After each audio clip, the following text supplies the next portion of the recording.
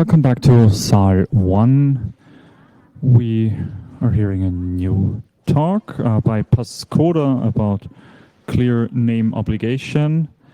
This talk is half a talk and half a workshop, so during the workshop you can ask for a microphone from myself or from Dimi, which will be in the audience all the time for you.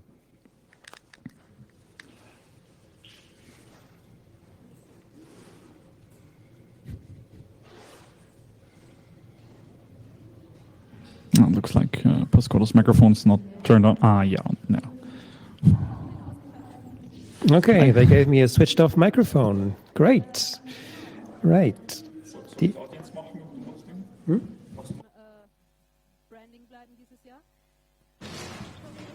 The subtitle that I withheld from you is that I have questions. I would like to work out together with you what the problem or the problems are concerning real name obligations or requirements. So the question first, what are we talking about? Real name obligations are often used as a panacea against hatred on the net. And you can always ask questions if you want to know how the concept works. And the angels will hand you a microphone. What we are talking about or want to talk about is various rules about real names, requirements to use them. What we will not really talk about are the laws behind them. There's going to be a great talk. There was one at the Easter egg, which took place in Vienna too. You can watch that. There will be a talk by Ivona after this one. There will be the Digital Politics annual review from her, and I'm sure that the topic will come up there as well. What I do want to talk about are platform-specific rules, and the question to the audience, in which platforms have you heard or have you experienced real name requirements where you were told you have to use your real name?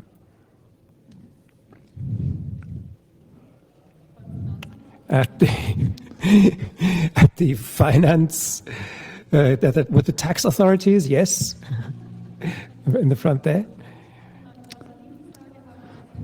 Yes, the Linux days in the Eastern Austrian city of Graz had such a rule. Facebook has one. That's something that had to be said, sorry. In the front. Airbnb, yes. Train tickets, correct. Talking about the tax authorities, I could add universities. Graz is in the southeast. Another thing. This has not been a problem with Facebook for using a pseudonym. Up until the day I started discussing with a right-wing politician of the Austrian party, FPÖ, and suddenly Facebook required an identity proof. Yes, exactly. Yeah, Zing and PayPal, two online platforms. Yes, Zing and PayPal, and then there is Confluence, which will come up later. The German Society for Computer Science runs a Confluence instance, which is a public instance. You can use that. You can watch what's going on there, and they have a real name requirement as well. The big question now is, why do these platforms do this, actually? There are all kinds of reasons. Talking about the Linux days in Graz, the stated reason was, I quote,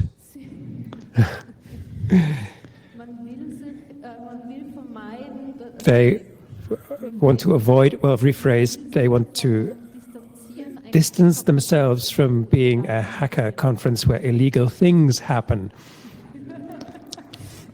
Right. A Linux conference that doesn't want to be a hacker conference.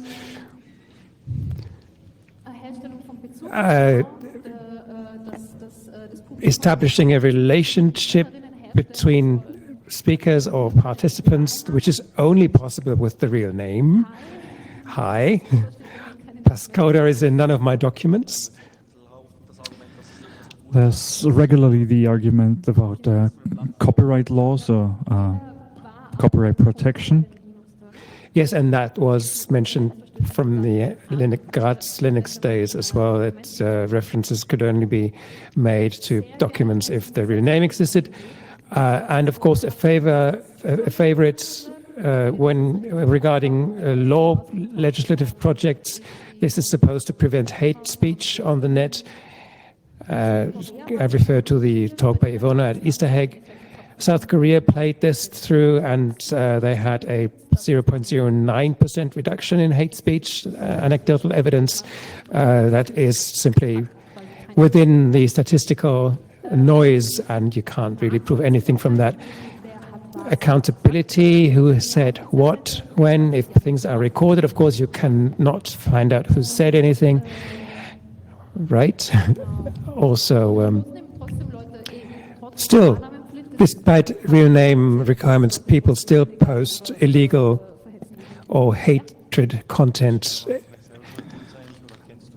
I'd be as bold as, are there any studies who looked at that? Do these rules work in the way they were intended to? Or is that not important? I haven't found any studies. As I said, there is this result because it was broadly enforced only in South Korea with statistical results, a single case. On other platforms, if you look often, this is not constantly enforced, which means that Facebook, for example,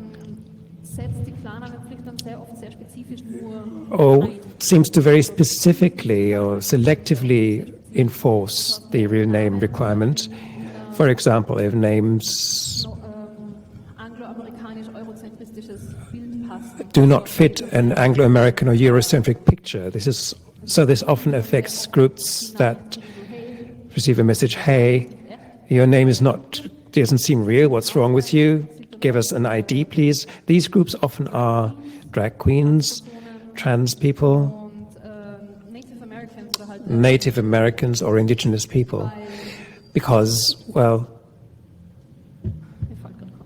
I can't think of a name, because names do not fit the scheme of Miller, Smith, whatever. And the issue with the Graz Linux days was we had the experience that they said you have to stand behind your submission with your real name, and that was enforced for some people and not others. And actually the conference system says that they reserve the right to check identities.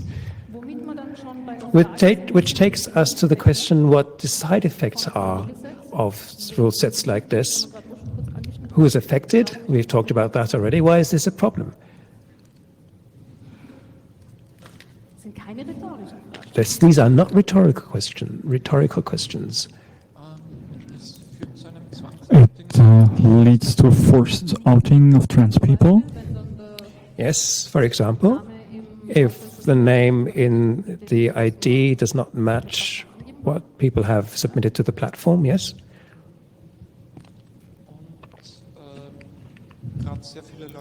Also, many people who care for the privacy and try to protect privacy or are activists also have a personal interest in not disclosing their real name or clear name.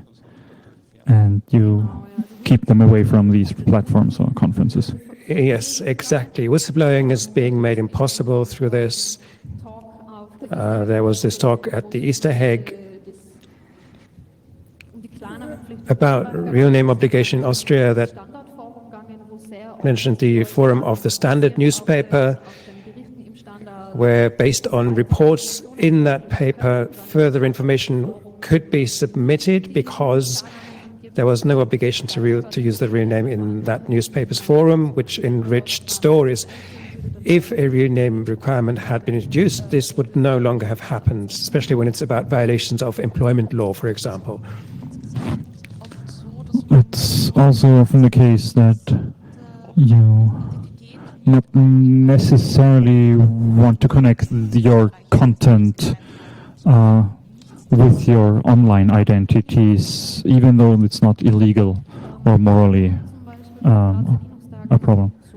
Yes, exactly. My reason for wanting to appear as Pascoda at the Graz Linux Days was not that there would be recordings, and it was that there would be recordings, and my display name would have been seen from CCC people, by the way, and it would have made sense to match.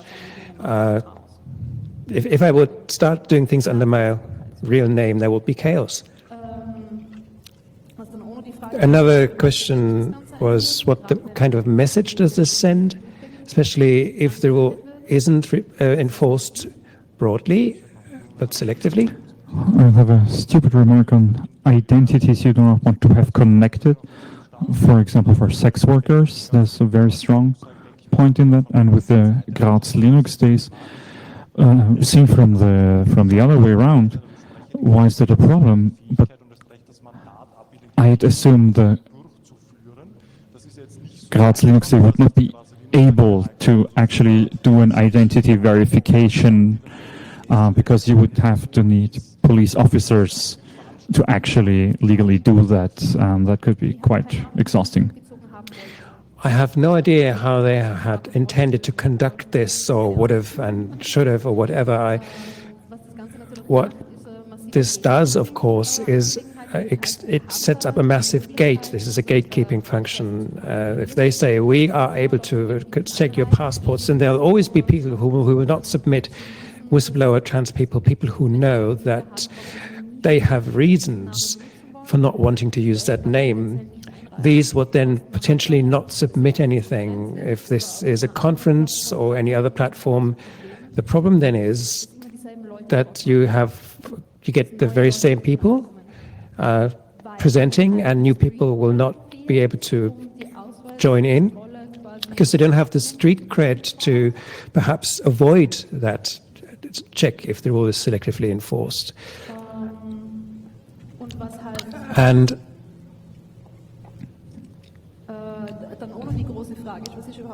without the big question, what actually is a real name? What kind of levels does this have? Do they just want my first and surname that I normally use? Do they want every name that's on my birth certificate? Do they want all the names that may appear in any other kind of identity document? My pedigree? My ancestry? How far does this go? Oh. Can the system actually display the clear name? That is a very good question. Does the alphabet used by the database actually contain all the characters that are required to represent that name?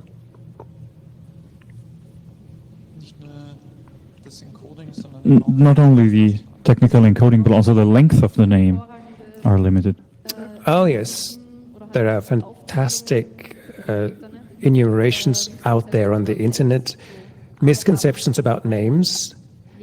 Everyone has one name, one first name, one surname, not more, not less.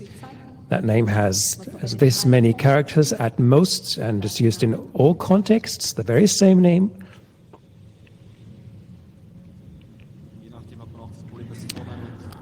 Depending on given name and surname, the order of these names is different. I don't exactly know how it is in Austria, but in Germany you can have your artist's name entered in your ID. Remark from the translators, yes you can. It's not possible in Austria. I have done the research, but we do have pseudonym freedoms in Austria, and you can use your pseudonym if it's sufficiently strongly linked with your person. You can actually enter into contractual relations. The name is legally protected by use. So pseudonyms are invented by just using them and is legally considered a name, but cannot be in some legal documents. Yes, well, my speaker's agreement has the name Passcoder. I sign it using the name Passcoder, and in contrast to what the Graz Linux days say, this is completely legal. It's completely valid legally.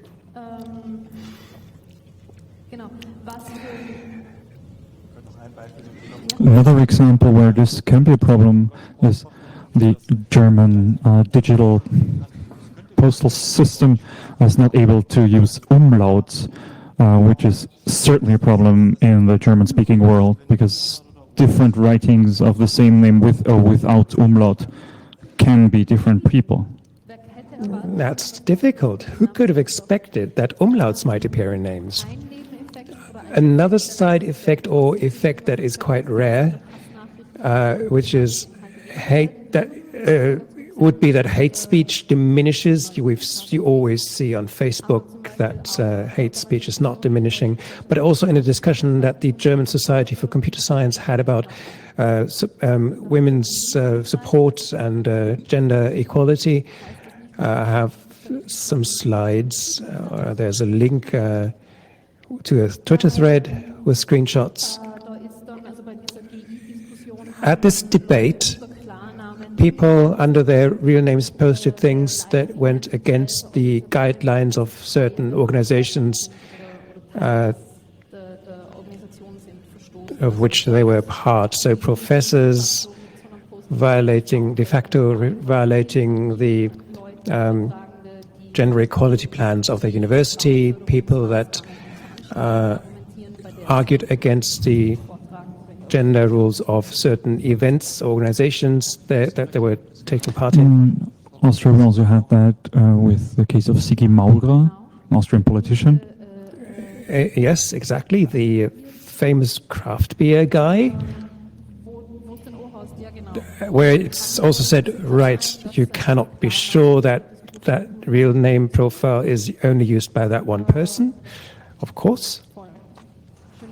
A beautiful example. I think we'll have more on that on Sunday when Sigi Maurer will be speaking. And largely, it can be said that real name obligations are only there when people haven't quite understood the internet, right? Or generally, they don't understand social problems, because otherwise, I think the idea is to solve a social problem,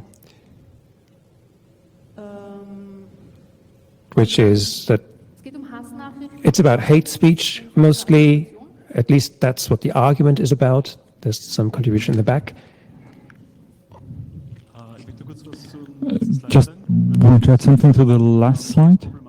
Why that is problematic. Who ensures that when I must send a legal document somewhere, who guarantees that this is stored safely and securely, and this will not be leaked somewhere? Or yeah, just the transfer of such ID documents is a question. Would I send that via email, unencrypted?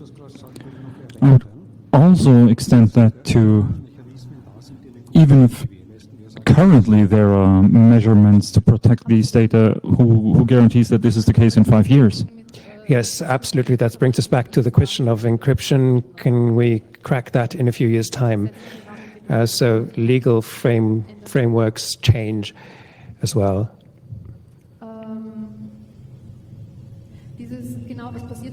So the question, what happens with the data if my ID contains more than just the name? Of course, there's biometric photo, my place and date of birth, or other kinds of data that are lying around there. So they have these data then. They can do funny things with that then. In my opinion, the problem originates earlier. How does the platform to which I send my data, that this is actually me? and who's responsible, legally responsible for that in a case of court. If that was fake, like the identity check and the legal responsibility. Yeah, well, that is the difference between validation and authentication, right? There is this person. That is a different statement than the person is the person that they pretend to be. Isn't it funny, in a state that does not have a legal requirement to carry an ID document with you, that I can just enter a bar without having an ID with me, but not enter a social network without having an ID. So bar fights are not common in Austria. Yeah, that is a beautiful point. In contrast to many opposing opinions, there is no ID obligation, at least for your Austrian citizens. There are certain special cases. What I wanted to add is, in reality, you create problems by handling IDs. I suddenly handle data that are really relevant to the EU General Data Protection Regulation, and I have to argue why I need those. And if I want to correctly handle those, that's a lot of work. Yes, that is true. Regarding conferences that have made such demands,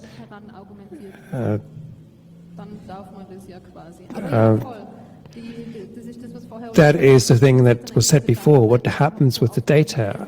Are they being kept? And if yes, for how long and how? And if they are destroyed, how do they want to prove that that has happened? Which is the whole thing about deleting data, the huge general topic. Just a remark from my side. In reality, this is a kind of data retention. Yeah, absolutely. We just collect that just in case something happens.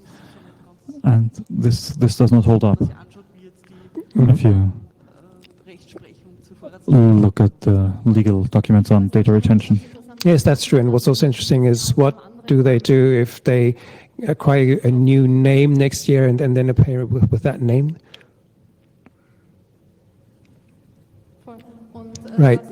And also what was said at the Easter egg talk, many of the things that are put forward as reasons for the rename requirement on the net are intended to solve social problems. People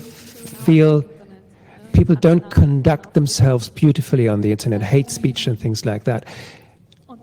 And then they try to impose a technology, or they try to use a technological solution. And the question is, what other solutions might there be? And an item that I would like to come to, I think everyone knows the netiquette. Does that work? Does it not work? Well, kind of. And the other interesting thing is, if there always would be internal guidelines, what is actually hate speech, what is not? Again, selective enforcement or intellectual property, another reason that is put forward. Do you take a close look, or do you not? Do you enforce it? So whose rights are being enforced? Because hate against, pardon my French, old white men is very quickly hatred. Just critique of old white men often becomes seen as hatred, but critique of others is at most kind of critique, and you shouldn't, complain so much. In analogy to whose IDs are actually checked at conferences, railway stations, on the streets. A question? Yeah, Comment? a comment on that. Oh, I forgot her name. It was a German Green politician where the courts decided Drecksfotze is part of a on-subject discussion, but is not punishable by law? Yeah, you can't. It's not allowed. So, like, who's the victim of that? Also, in Austria, we are very much aware of the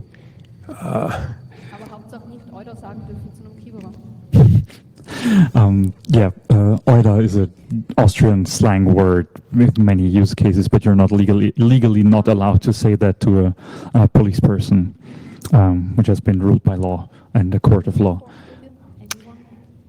Any suggestions for solutions?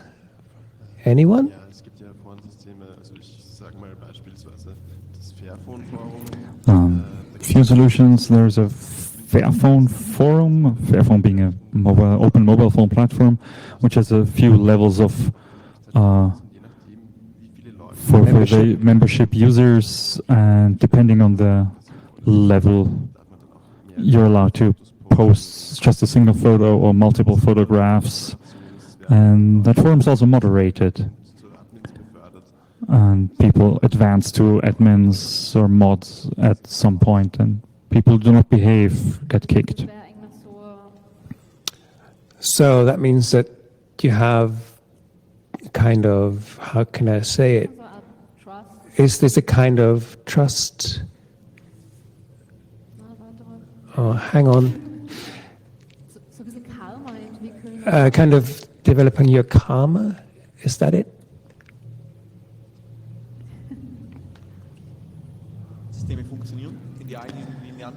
These systems work in both ways, but they only work for limited communities and groups. They don't work for large scale like Facebook or Twitter because they do not scale. You can't moderate those. There's too many idiots in the networks. Too many people that simply explicitly want to spread hatred.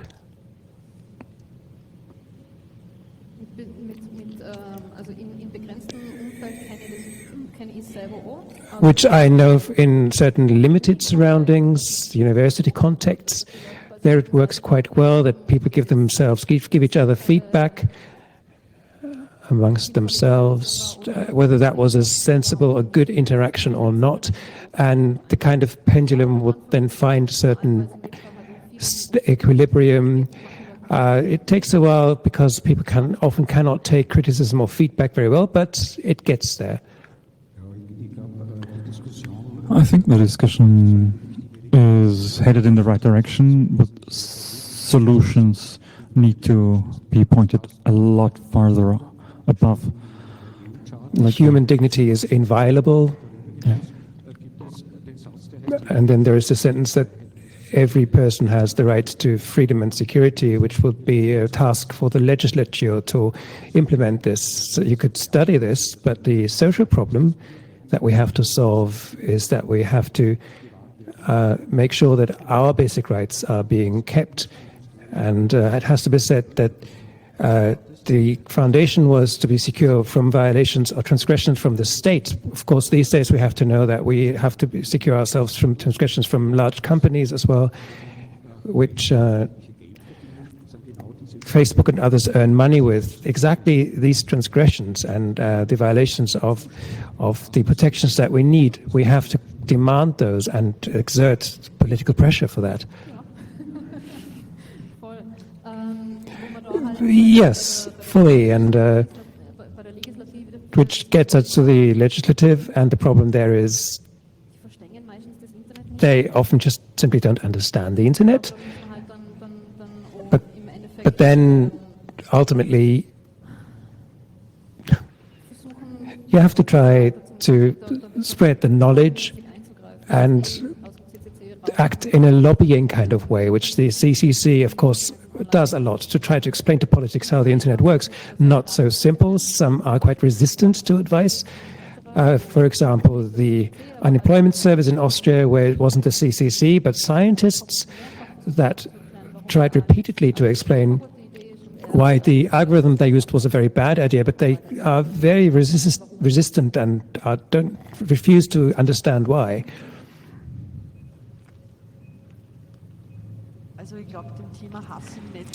I think the topic of hate on the net we should approach differently, also from a legal point of view, by adding by adding prosecutors and teaching what the difference between a Facebook profile and a Facebook page is, so they understand the differences, so you don't have to start at zero every time over and over again. That would likely help a lot, and they're overworked already. Of course, that's peanuts for those, but the direness of is not known to them, to these prosecutors.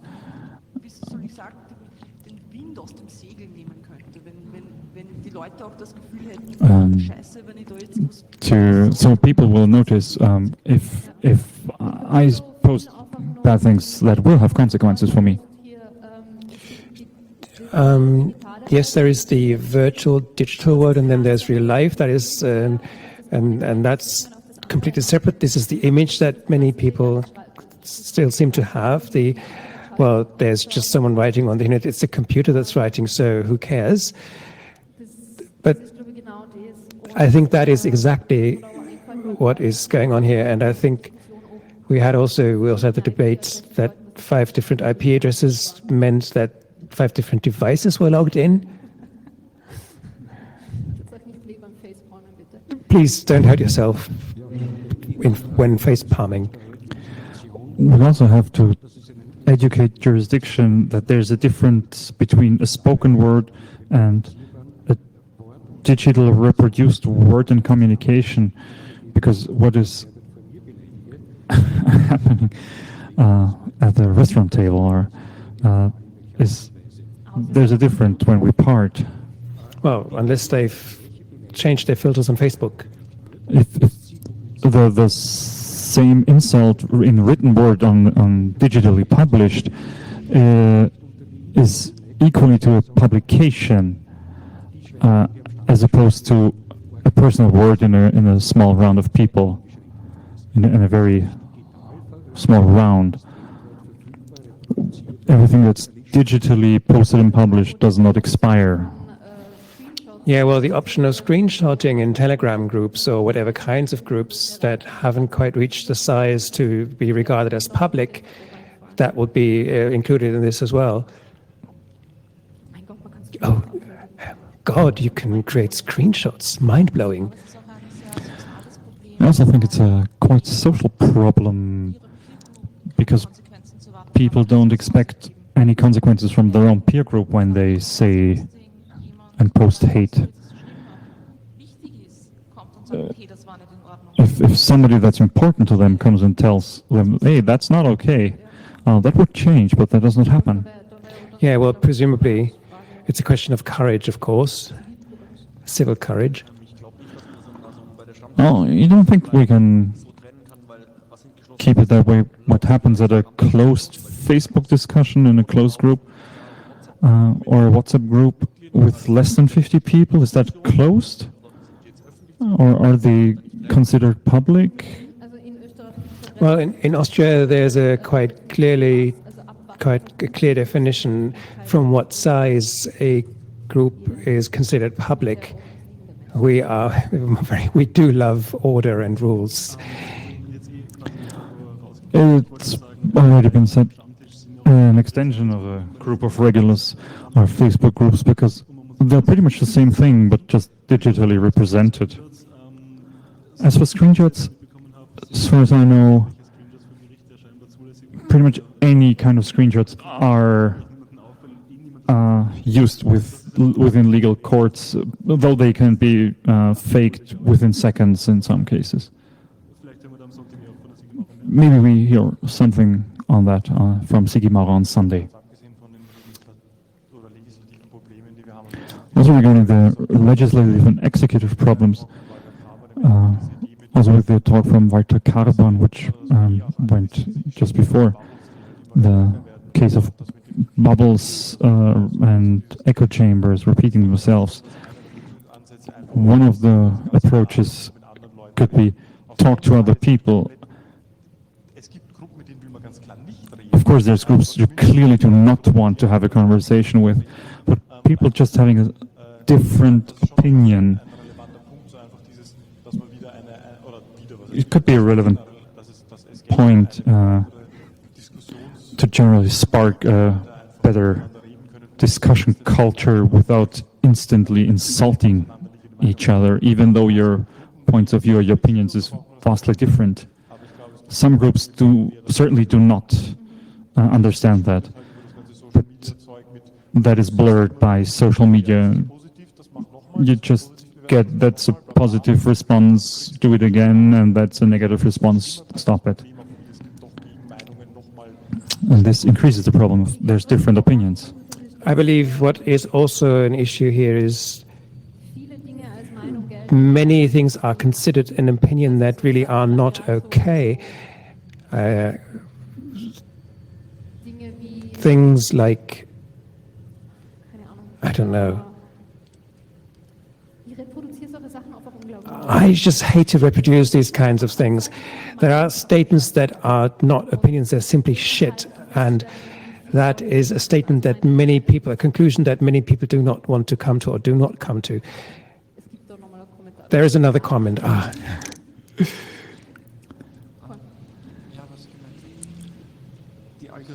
The algorithms that Facebook uses to show you which information you see, you don't get shown everything that's been posted that you're related to via Facebook. Only what Facebook thinks that you're interested in are reproduced. So if somebody is posting shit and the Facebook algorithm thinks you're not interested in that, you don't get this displayed, so you don't even get a chance to respond. So no, you can't even tell them it's not okay. So the opportunity to respond and that's missing. The echo bubbles increased, the echo chamber. Bad example for what I meant, or what I think I mean. If I remember correctly, we had the case of a politician of a certain party. It can't be that our children just move to the city of Vienna and start voting green. Though, even if they've been raised and indoctrinated with an opinion that's just shit, and they just have to be to cope with something different and different opinions, and maybe come to the conclusion that, oh, what I thought up until now is maybe not the best idea. So in many cases, that kind of moving to the city is not something that exists on Facebook. Especially who will then move back? But that's also an addition. So that mechanism, if you're confronted with that mechanism, that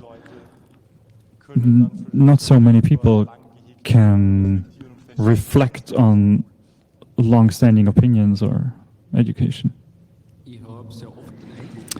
I often get the impression that there's two aspects, like the legal aspect, are things allowed or forbidden, and the other ones, the IT reality bubble that technically tries to solve group dynamics and problems with rewards like stack exchange. And so what I'm missing is the aspect we need to include more people from the science, social science, psychology, to find better ways to nudge people in the right direction without having a legal prosecution necessary or making things too complicated and too technical.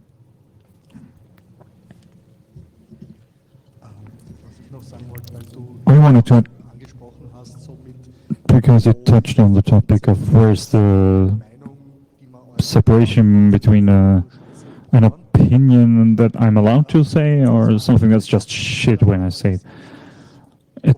It starts a lot earlier than becoming a legal responsibility, and you can't just easily forbid free speech. And we instantly run into problems with filter bubbles when people do not receive any feedback. So this is all a societal responsibility to give feedback. So you may be legally allowed to say that, but stop that. Yes, you can say that.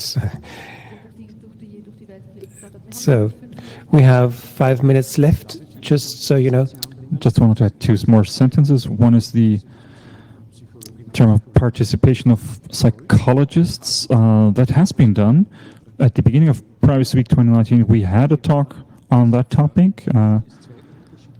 I learned that there's two ways how we use our brain, like the quick use brain.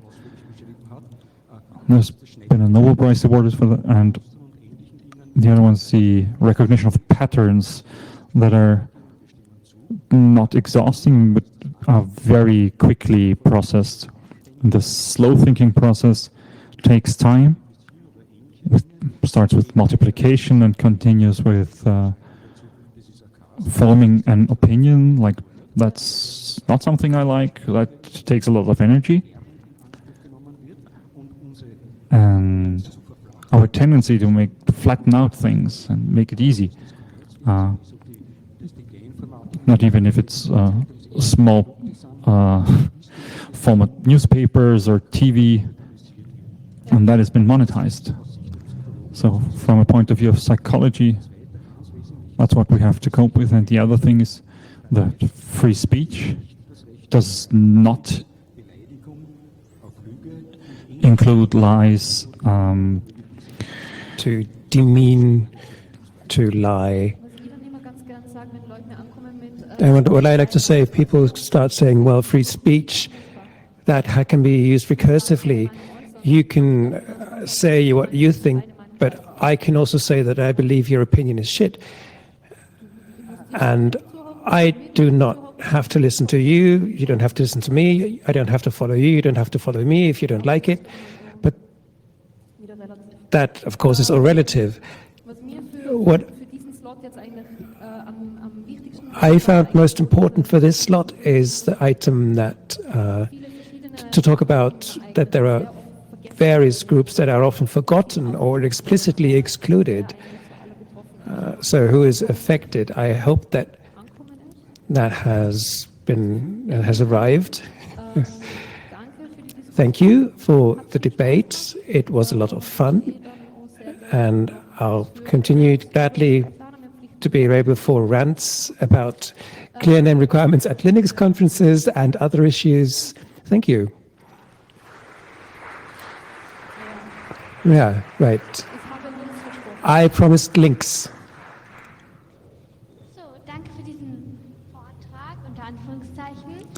Thanks for this talk in quotes. As far as I'm informed, we now have a break until top of the hour. See you then. Yeah. See you.